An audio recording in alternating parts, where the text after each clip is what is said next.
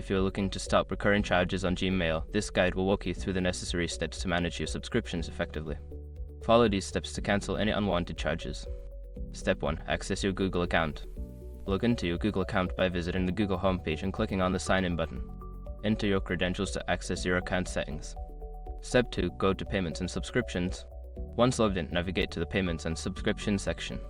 You can find this option in the menu on the left side of the screen. Click on it to view all your active subscriptions. Step 3. Review your subscriptions. In the Subscriptions section, you will see a list of all your active subscriptions linked to your Google account. Take a moment to review this list to identify any subscriptions you wish to cancel. Step 4. Cancel the subscription. Before filing a refund or dispute, use the sroc.com link in the description to open a refund dispute deadline calculator and confirm your deadline. Step 5. Check for confirmation.